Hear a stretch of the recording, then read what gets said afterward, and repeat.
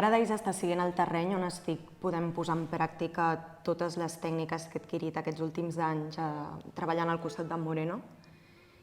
També és l'espai on estic podent observar des de dins com en Moreno dona forma a la seva filosofia artística i vital en una obra que és aparentment senzilla, però que en Moreno la retorna totalment complexa.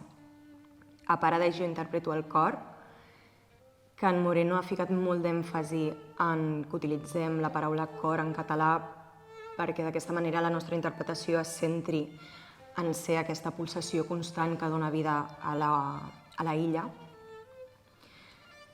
Per mi això significa ser molt flexible per moure'm enmig d'aquest engranatge que a primera vista sembla que està fet de molts elements diferents, però que en realitat estan tots connectats entre ells. L'illa està plena de textos, cants, branques, moviments, roques i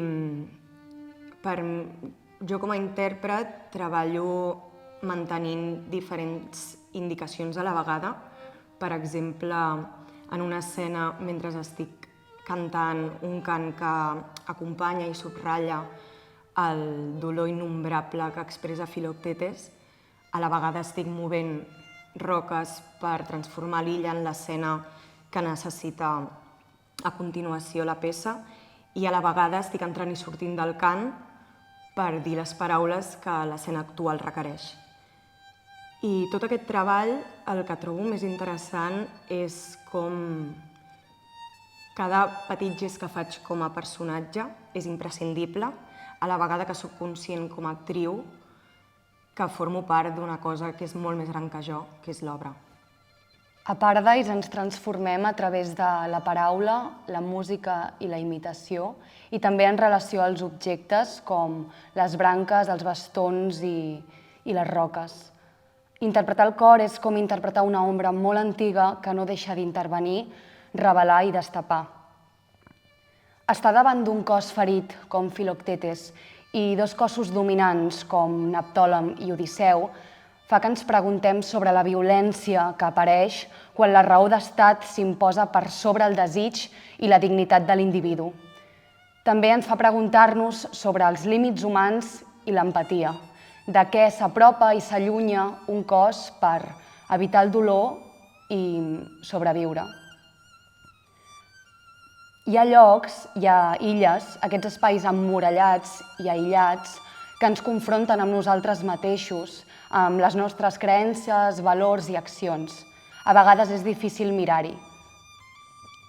És per això que Paradise és un mirall del present i de l'entorn pròxim i llunyà. Com a intèrpret estic passant per molts estímuls en la peça que Moreno proposa i està sent un entrenament molt gran treballar la oïda i sostenir tantes capes en simultani. També a cada assaig descobrim nous matisos de la peça i en aquest aspecte és un plaer formar part de la poètica del Moreno i poder connectar amb tota la companyia. M'estic enfrontant a interpretar el cor a l'obra de Paradise des d'un absolut caos, des del caos que és la suma de capes que tenim, les cançons, el text, les accions, els objectes, com també és el caos del món en el que estem vivint. El caos dels elements de l'obra suposo que és en l'entre dels espais entre aquests diferents elements on jo aconsegueixo existir o el cos en escena es pot representar. Això em permet que totes les paraules i el text escrit per Kate Tempest, que ja conté un ritme i una pulsació inherent, sumat a la composició musical de Moreno Bernardi, creï una sonoritat i unes textures que és el que formen la illa, el cor i Filoctetes. Com a intèrpret, m'està agradant molt treballar en Paradise perquè estic creant una composició de les mirades que es van generant a mesura que avança l'obra, que és una mica el que vam parlar un dia amb Moreno Bernardi.